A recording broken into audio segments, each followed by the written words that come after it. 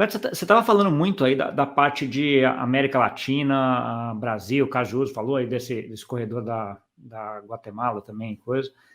Como é que você está vendo esse desenvolvimento quando a gente olha assim, ok, a gente viu Ucrânia, refugiados, viu a África Meridional ali, que é um pouco mais difícil, a América Latina, que é o coisa, nos países mais desenvolvidos, assim, porque assim, a gente tem grande parte do dinheiro hoje entre Europa, Estados Unidos e talvez Japão ali, onde vai isso aí. Está tendo também desenvolvimento nisso, ou por enquanto está sendo testado nesses secundários para depois ver como é que vem? É, eu acho que o difícil quando a gente tenta simplificar as coisas é a gente generalizar e não incorrer em grandes, sei lá, erros, assim, né? Porque hoje está muito difícil fazer uma abstração da posição dos países desenvolvidos. Então, vamos falar do G7, por exemplo.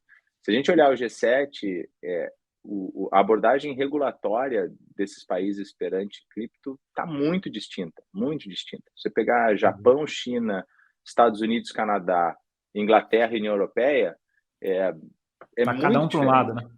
né? Até eu acho que já teve pior, mas hoje eu acho que quase que inevitavelmente a União Europeia e a China estão meio que dando as cartas do que eles querem fazer. A China, como era de esperar, um modelo mais centralizado, né, com CBDC que usa a tecnologia blockchain, mas os nós são a grande maioria hospedado por Controlado pelo entidades Estado, né? controladas pelo governo, e a Europa, que está no modelo, como era de se imaginar, mais descentralizado, mas ainda fazendo o framework regulatório. Até está esperado o guideline da MiCA para sair em abril, e até eu escutei de uma das Big Four de consultoria que deve ser em torno de 800 a 1.000 páginas, agora estava em Paris para o Paris Blockchain Week. Né? Mas dito isso, o cara tem que ter conteúdo para escrever 1.000 páginas, né? Então, isso quer dizer que há bastante reflexão sobre como isso vai funcionar.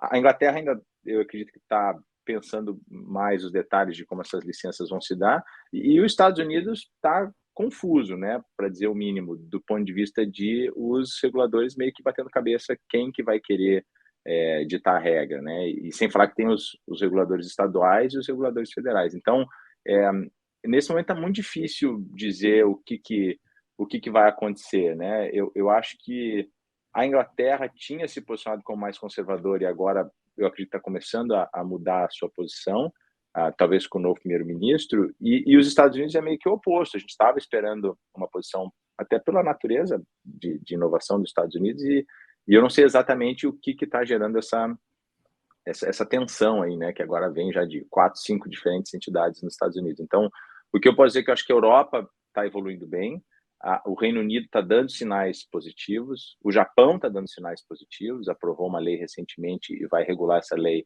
ao que tudo indica, no começo do segundo semestre, para uso de stablecoins.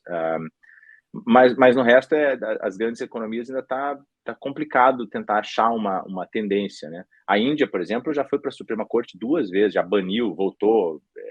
Então, a gente está indo caso a caso. Como a gente opera, só para te dar meio que uma proxy de como a gente navega nesse, a gente opera país a país. A gente tem uma lista de países, a gente considera alto risco, alto potencial, baixo potencial, e é meio que um XY ali, né? Onde a gente se posiciona os países e atualiza os países nesse sentido, né? Então, não conseguimos ainda fazer uma abstração assim do Mais G7, né? geral, né? E mesmo dos países emergentes, assim, a Nigéria também deu um canetaço há 2 anos atrás, proibindo cripto, porque achou que isso ia ajudar do ponto de vista de câmbio, né, de valuation da Naira e não adiantou, e meio que voltou atrás. Então, é meio caso a caso. Né?